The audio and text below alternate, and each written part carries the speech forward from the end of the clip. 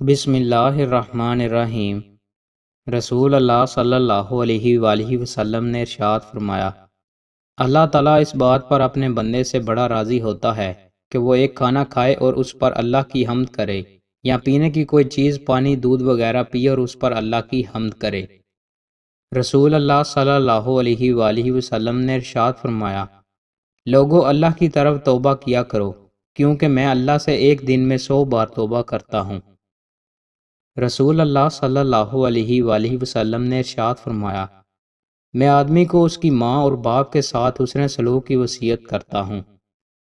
رسول اللہ صلی اللہ علیہ وآلہ وسلم نے ارشاد فرمایا، اس ذات کی قسم جس کے ہاتھ میں میری جان ہے، تم بلائی کا حکم دو اور برائی سے روکو، ورنہ قریب ہے کہ اللہ تعالیٰ تم پر اپنا عذاب بھیج دے، پھر تم اللہ سے دعا کرو اور تمہاری دعا قبول نہ کی جائے۔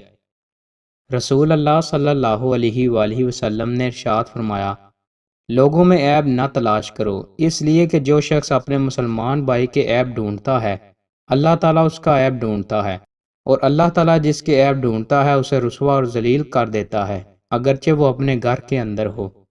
رسول اللہ صلی اللہ علیہ وآلہ وسلم نے ارشاد فرمایا، خیرات کو مت روک ورنہ تیرا رزق بھی روک دیا جائے گا۔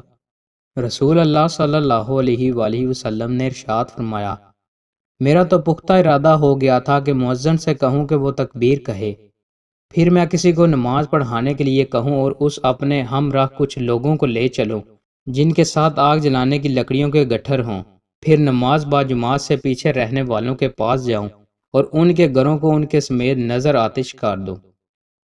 دوستوں، مزید اچھی ویڈیوز کے لیے ہمارے چینل کو سبسکرائب لازمی کریں۔ بہت شکریہ۔